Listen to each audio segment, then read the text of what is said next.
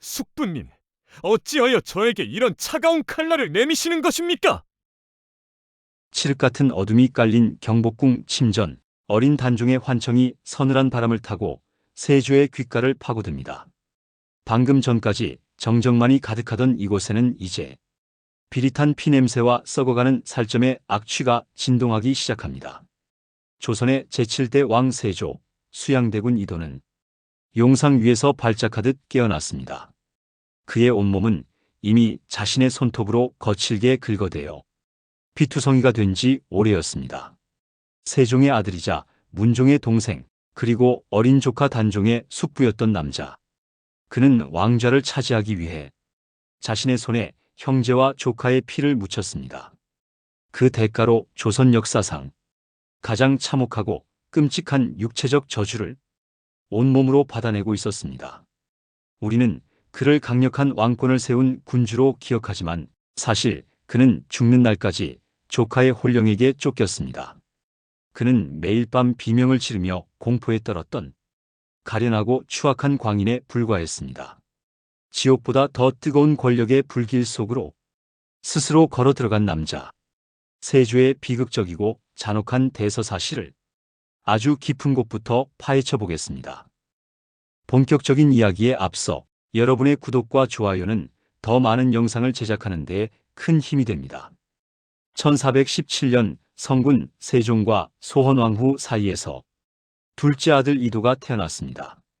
조선 역사상 가장 위대한 성군의 아들로 태어난 것은 축복이었으나 그에게는 그것이 갈증의 시작이었습니다.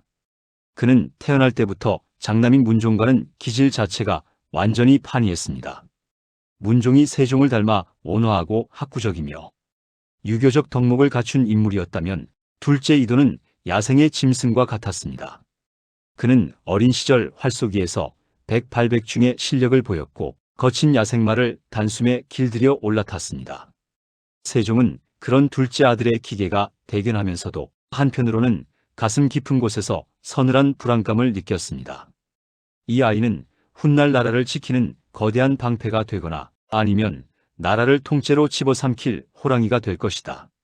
세종은 아들의 눈빛에서 번뜩이는 야망, 즉 왕이 되어서는 안 될 자가 품은 용의 꿈을 읽었습니다. 이도는 사냥터에서 짐승의 숨통을 끊을 때마다 자신이 조선의 진정한 주인임을 확신했습니다. 그는 형 문종의 그늘 아래서 조용히 그러나 아주 날카롭게 자신의 칼을 갈았습니다. 그는 항상 형의 뒤에서 형의 쇠약한 어깨를 내려다보며 기회를 엿보았습니다. 조선의 왕은 유약한 학자가 아니라 천하를 호령하고 피를 두려워하지 않는 무인이어야 한다. 수양대군은 자신의 사저에 수많은 무사와 책사들을 은밀히 불러 모으기 시작했습니다. 그 중에서도 한명회는 수양대군의 심장을 가장 잘 꿰뚫어보는 지옥의 책사였습니다. 한명회는 과거에 번번이 낙방하고 변변한 벼슬도 없었으나 세상의 더럽고 어두운 이면을 잘 아는 자였습니다. 두 사람은 압구정의 차가운 강바람 아래서 피의 거사를 설계했습니다. 한명회는 수양대군에게 단 한 장의 명단을 건넸습니다. 그것은 바로 살생부였습니다. 명단에는 조선의 정승들과 충신들의 이름이 피처럼 붉은 글씨로 적혀 있었습니다. 한명회는 웃으며 말했습니다. 대군, 이 이름들이 지워질 때마다 대군의 용상은 더 견고해질 것입니다. 1452년 문종이 재위 2년 만에 승하하고 고작 12살의 어린 단종이 즉위했습니다. 수양대군은 드디어 이빨을 드러낼 때가 왔음을 직감했습니다.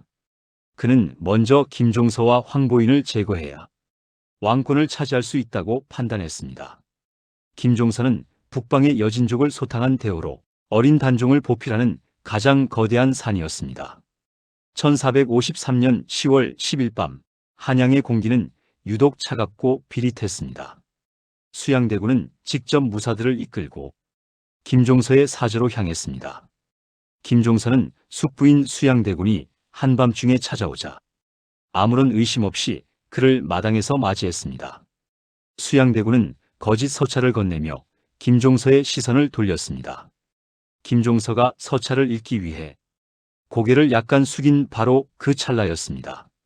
수양대군의 하인이었던 이모룬이 옷 속에 숨겨두었던 묵직하고 거대한 철퇴를 꺼냈습니다. 둔탁한 소리가 적막한 밤 공기를 가르며 김종서의 머리를 정면으로 강타했습니다. 노정승은 비명 한마디 지르지 못한 채 두개골이 박살나며 뇌수를 쏟아내고 쓰러졌습니다. 바닥은 순식간에 검붉은 선율로 가득 찼고 마당에는 비릿한 피 냄새가 진동했습니다. 김종서의 아들 김승벽이 아버지를 감싸 안으려 몸을 던졌지만 수양대군 무사들의 칼날이 더 빨랐습니다. 자객들은 김승벽의 사지를 난도질하여 고기 덩어리처럼 만들어 아버지의 시신 위로 뭉개버렸습니다. 수양대군은 피가 튀어번들거리는 김종서의 시신을 보며 무표정하게 명령했습니다. 단 한 명도 살려두지 마라. 이 집에 쥐새끼 한 마리도 살아서 나가지 못하게 하라. 그는 김종서의 죽음을 확인하고 곧장 궁궐로 향했습니다. 그의 용포는 이미 김종서의 피로 젖어 있었으나 그는 그것을 닦지도 않았습니다. 궁궐로 가는 길에 수양대군은 이미 왕의 권위를 상징하는 칼을 빼들어 공중에 휘둘렀습니다. 그는 왕명을 사칭하여 대신들을 긴급 소집했습니다. 김종서가 모반을 꾀했으니 모든 대신은 즉시 입궐하여 전하를 지키라. 영문도 모른 채 달려온 대신들은 궁궐 문턱을 넘는 순간 죽음을 맞이했습니다. 골문인 도남문 뒤에는 수십 명의 도부수들이 숨죽이며 날카로운 칼날을 세우고 있었습니다.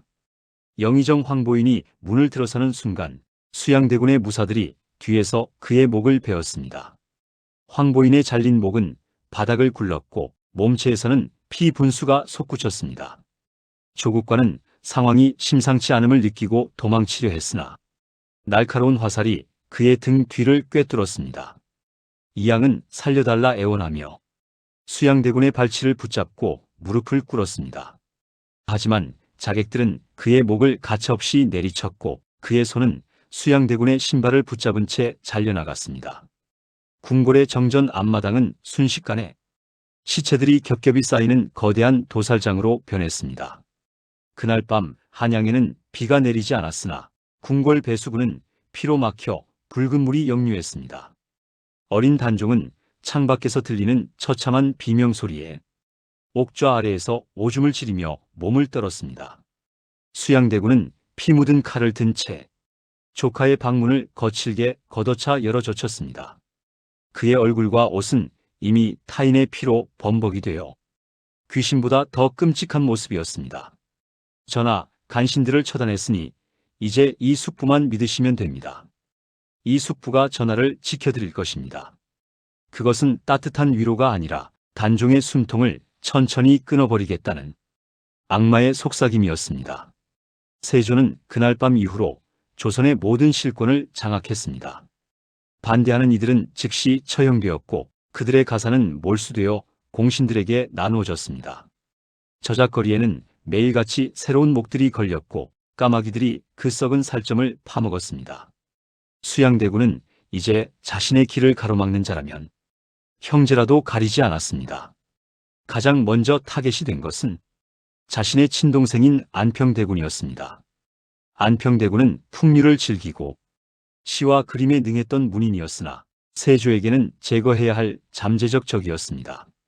세조는 안평대군을 반역의 수괴로 몰아 강화도의 차가운 골방으로 유배를 보냈습니다. 안평대군은 강화도 유배지에서 형이 보낸 사약을 마시며 피눈물을 흘렸습니다. 형님, 어찌 우리 형제가 이렇게 되었단 말입니까? 그가 피를 토하며 숨을 거두었을 때 세조는 궁궐에서 화려한 연회를 즐기고 있었습니다. 권력을 얻기 위해서는 핏줄조차 장애물일 뿐이다. 동정심은 왕이 가져야 할 덕목이 아니다.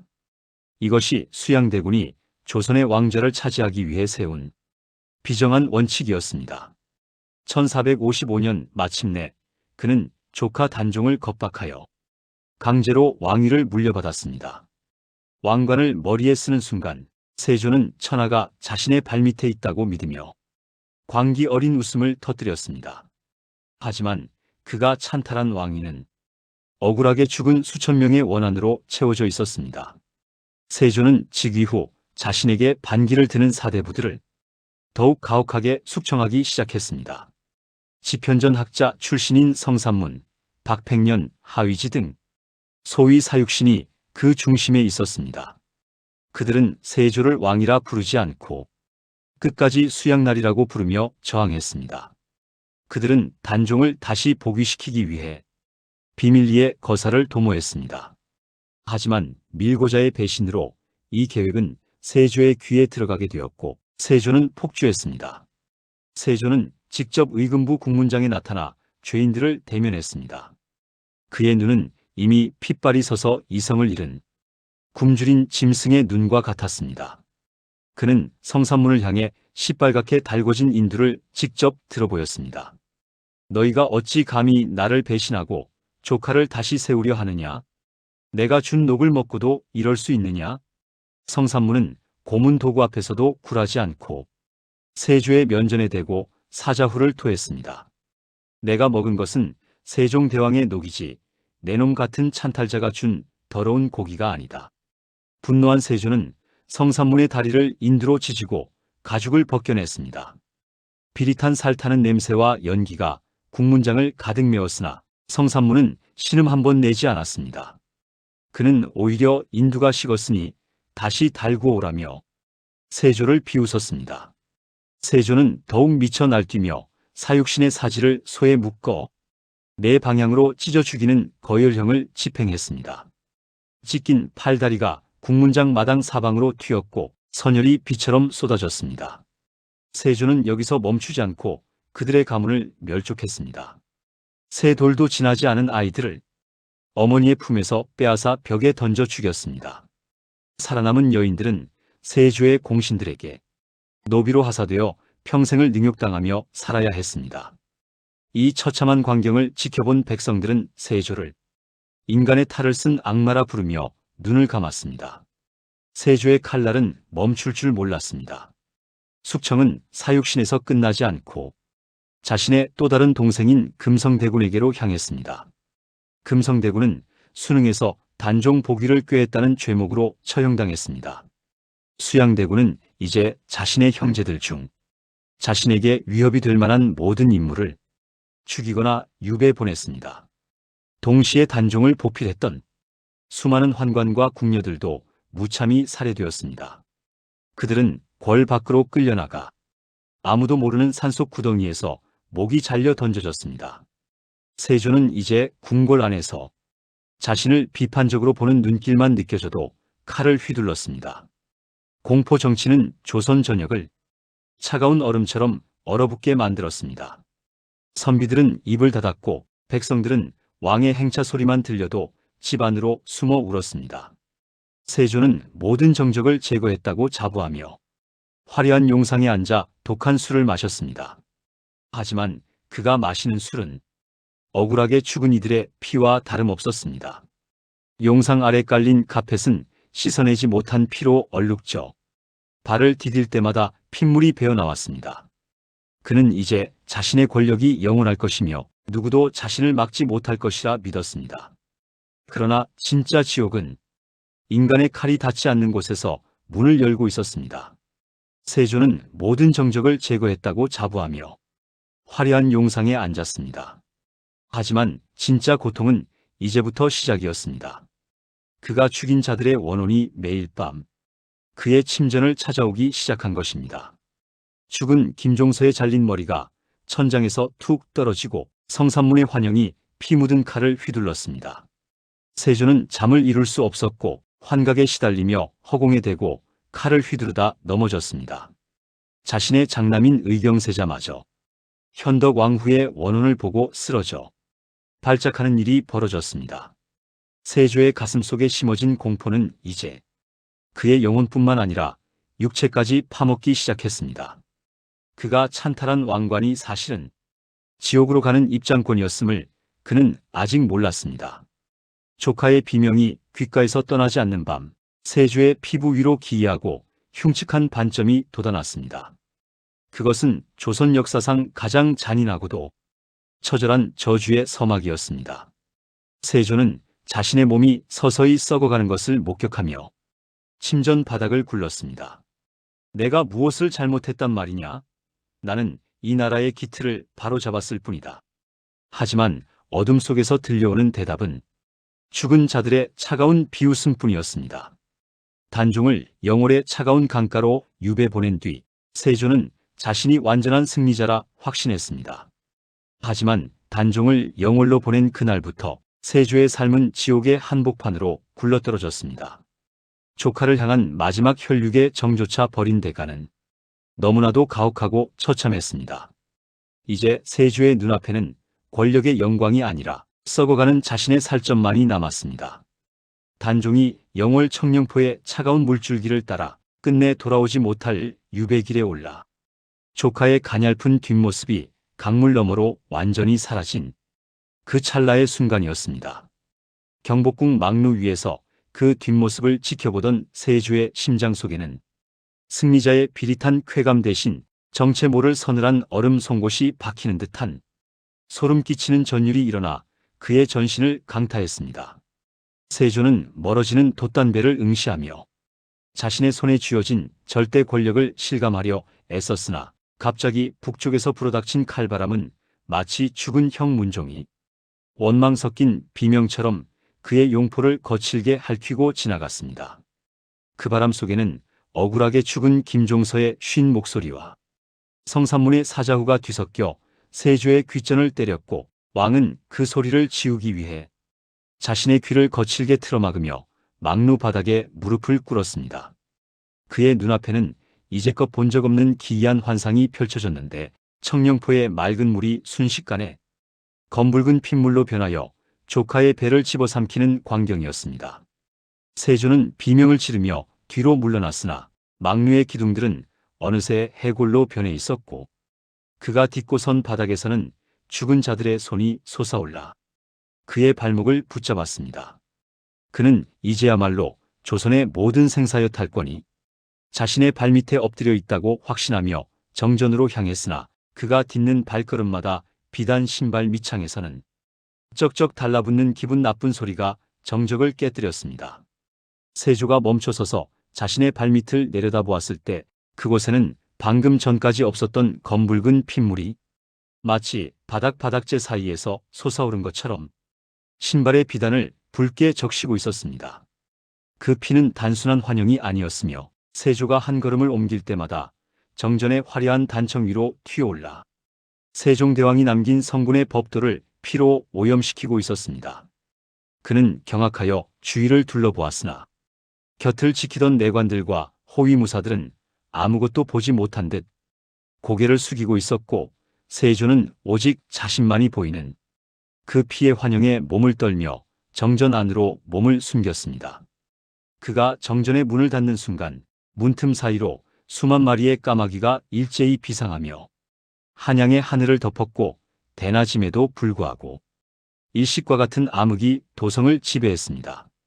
옥좌에 앉은 세조는 자신의 손바닥을 폈다가 쥐기를 반복했는데 손바닥의 손끝마다 미세한 균열이 생기며 그 사이로 누런 진물이 마치 독액처럼 배어나오기 시작했기 때문입니다.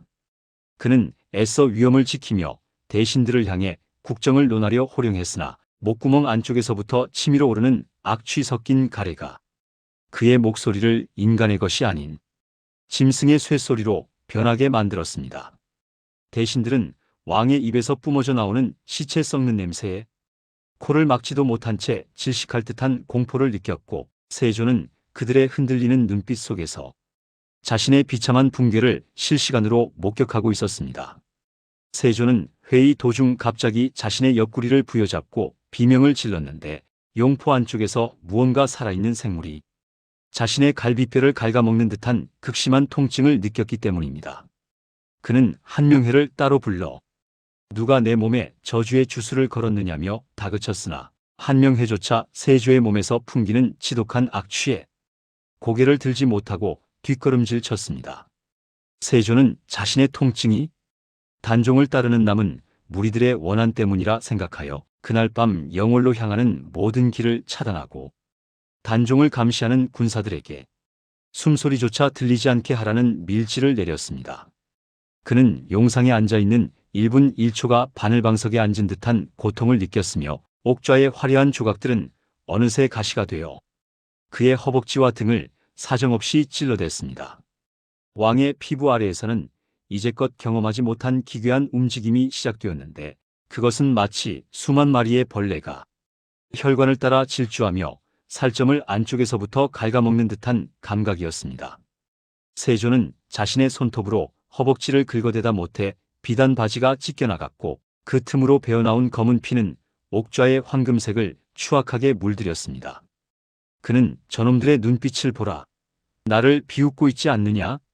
고 소리치며 무고한 사관들의 목을 베라 명했으나 정작 그가 본 것은 죽은 자들의 비웃음이었습니다. 세조는 결국 직무를 중단하고 침전으로 뛰어들어갔으며 문을 걸어 잠근 채 거울 앞에서 자신의 화려한 용포를 하나씩 거칠게 벗겨내기 시작했습니다. 용포가 살점에서 떨어질 때마다 지익하는 불쾌한 소리와 함께 굳어버린 피딱지가 생사를 물고 뜯겨나갔으며 세조는 그 고통에 비명조차 지르지 못하고 턱을 덜덜 떨며 바닥을 기었습니다. 거울 속에 비친 그의 등판은 이미 인간의 형체라고 부를 수 없는 참혹한 상태였으며 수백 개의 검푸른 종기가 척추를 따라 따리를 틀고 앉아 살아있는 생물처럼 꿈틀대고 있었습니다. 종기들의 중심부에서는 마치 누군가 날카로운 면도칼로 살점을 얇게 점인 듯한 틈새가 수만 갈래로 벌어져 있었고 그 틈 사이로는 검은 구더기들이 비집고 나와 왕의 육신을 탐닉하고 있었습니다. 세조는 자신의 등을 차가운 벽면에 대고 미친 듯이 문질러댔으나 벽지가 찢기고 고름이 벽을 타고 흘러내릴수록 가려움은 피부를 넘어 뼛속까지 파고들어 그의 이성을 마비시켰습니다.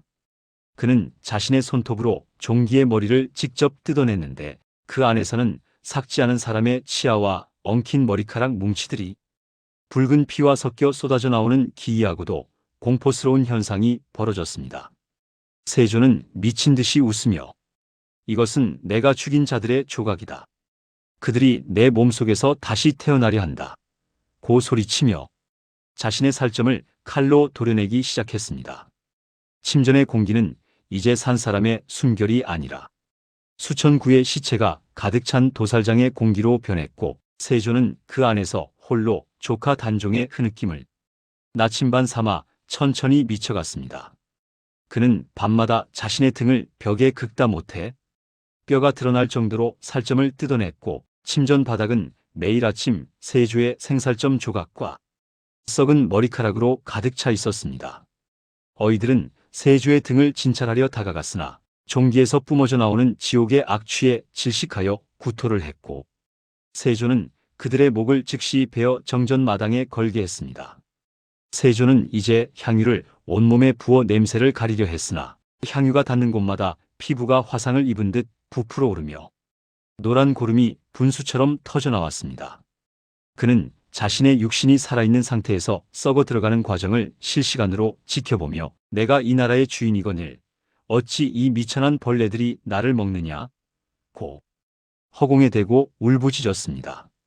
세조는 자신의 병이 영월 청령포에서 단종이 여전히 살아 숨을 쉬고 있기 때문이라 확신했고 단종의 숨통을 완전히 끊어야만 자신의 살이 다시 차오를 것이라는 광기 어린 망상에 빠졌습니다. 그는 결국 금부도사 왕방연에게 사약을 내리며 그 아이의 목소리가 한양까지 들려와 내 귀를 찢으니 당장 가서 그 목소리를 영원히 어둠 속에 파묻으라고 서늘하게 명령했습니다. 왕방연이 사약을 든 사발을 붉은 보자기 속에 숨겨 궁궐 정문을 나설 때 한양 도성의 모든 개들은 일제히 하늘을 향해 구슬픈 울음소리를 내며 찢어대어 백성들의 간담을 서늘하게 했습니다. 영월에 도착한 왕방연은 단종 앞에 사약을 내려놓으며 차마 얼굴을 들지 못했으나 단종은 오히려 담담하게 웃으며 숙부께서 참으로 오래 기다리셨구나라고 말했습니다. 단종이 사약 사발을 들어 올리던 그 순간 한양의 세조는 자신의 목구멍에 뜨거운 쇳물이 부어지는 듯한 자결감을 느끼며 침전 바닥을 뒹굴었습니다. 단종이 독약을 마시고 쓰러지는 찰나 청령포 주변의 모든 나무들은 일제히 붉은 진액을 쏟아내며 말라 죽었고 강물은 거꾸로 흐르며 하늘을 향해 피의 안개를 뿜어냈습니다. 세조는 침전에서 자신의 전신이 수천 개의 칼날에 베이는 고통 속에 비명을 질렀으며 그의 등에 박혀있던 종기들은 단종의 심장이 멈춤과 동시에 폭발하여 사방으로 오물을 뿌렸습니다. 단종의 죽음은 세조에게 평안을 주기는커녕 오히려 저주의 고삐를 완전히 풀어헤쳐 세조의 남은 생애를 살아있는 지옥으로 만들어버렸습니다. 세조는 단종이 죽은 후에도 그의 목소리가 침전 구석구석에서 들려온다며 귀에 뜨거운 납을 부으려 했고 상궁들은 왕의 광기를 말리다 손가락이 잘려나가는 변을 당했습니다. 침전의 벽면은 이제 세조가 흘린 피와 고름으로 검게 변해버렸고 그곳에서는 매일 밤 단종의 환영이 나타나 세조의 살점을 한 점씩 떼어먹는 환각이 이어졌습니다. 단종의 죽음 이후 죽은 조카의 홀령은 이제 세조의 피부 아래에 상주하며 그의 영혼을 매일 밤 난도질했습니다. 역사 문헌과 야사에 기록된 바와 같이 어느 날 밤 세조의 꿈속에 단종의 어머니 현덕왕후가 나타나 내가 내 아들을 죽였으니 나도 내 아들을 데려가겠다며 세조의 등에 차가운 침을 뱉었습니다. 잠에서 깨어난 세조는 자신의 등에 현덕왕후의 침이 닿았던 자리가 시커멓게 타들어가며 뼈가 보일 정도로 깊은 구멍이 뚫린 것을 발견하고 경악하며 비명을 질렀습니다. 이 저주는 세조의 장남 의경세자에게까지 뻗어갔는데 세자는 매일 밤 침소에 현덕왕후가 나타나 자신을 부른다며 발작을 일으키다 결국 20세의 나이에 피를 토하며 요절했습니다. 세조는 아들의 시신 앞에서 이것은 내가 조선의 왕이 되기 위해 지불한 가혹한 값이다라고 중얼거렸으나 속으로는 현덕왕후에 대한 증오심에 불타올라 그녀의 묘를 파헤치는 만행을 저질렀습니다.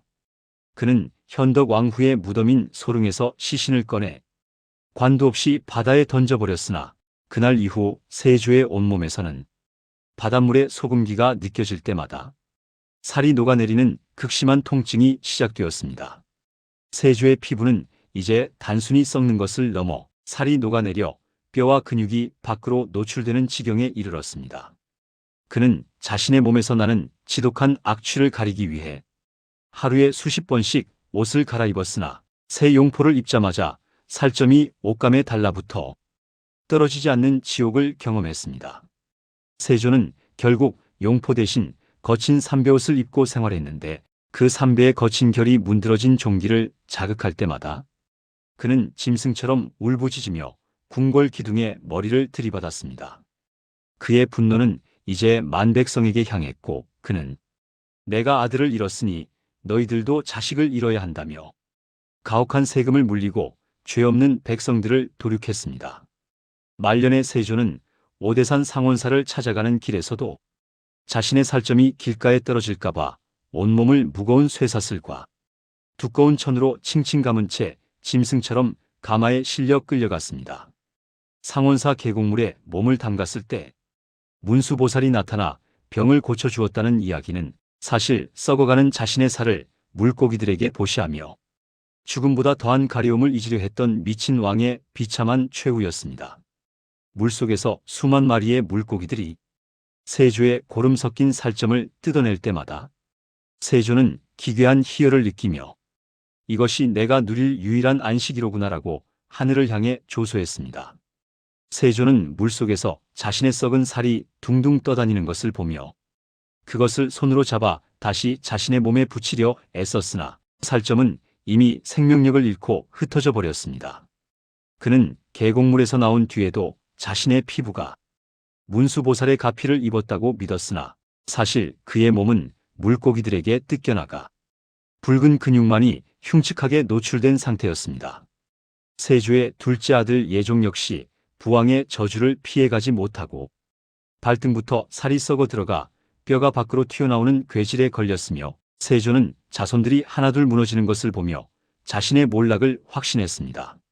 예종의 발에서는 매일 아침 검은 피와 함께 삭지 않은 뼈 조각들이 쏟아져 나왔고 세조는 아들의 발을 부여잡고 이것은 내 죄다.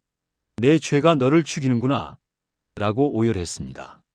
하지만 그의 오열조차 이미 늦은 후회였으며 조선 왕실은 세조가 뿌린 피의 씨앗으로 인해 대대손손 단명과 괴질의 저주에 시달리게 되었습니다. 1468년 9월 세조는 전신이 문드러져 인간의 형체를 완전히 잃은 채 침전 구석에서 단종의 환영에게 목이 졸린 채 최후의 숨을 몰아쉬었으나 그의 목에서는 이미 구더기들이 쏟아져 나왔습니다. 그는 마지막 숨을 내뱉기 전 내가 뺏은 것은 왕좌가 아니라 내 아들의 목숨이었구나라고 의졸이며 자신의 눈을 손가락으로 찔러 스스로 암흑 속에 잠겼습니다.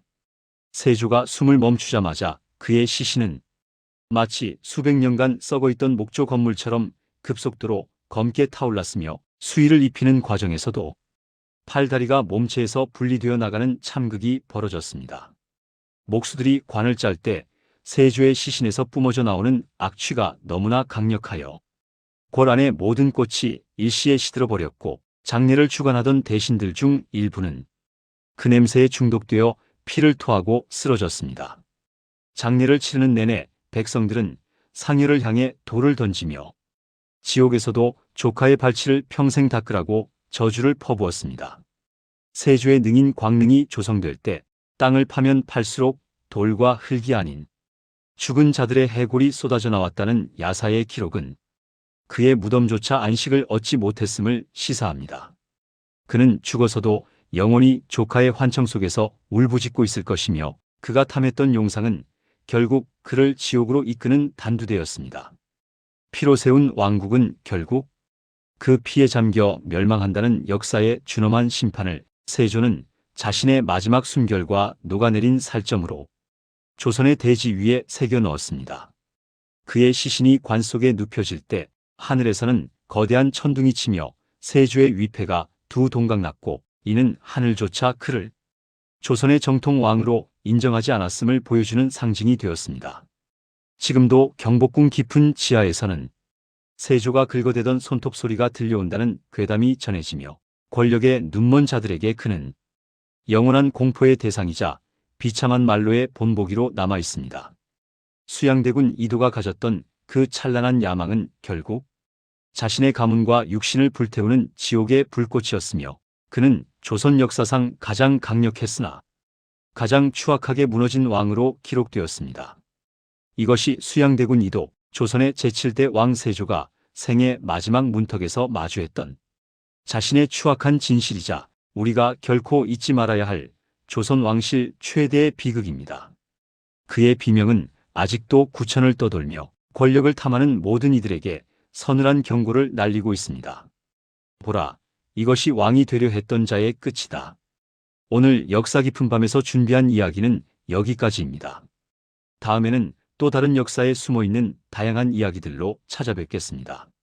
시청해 주셔서 감사합니다.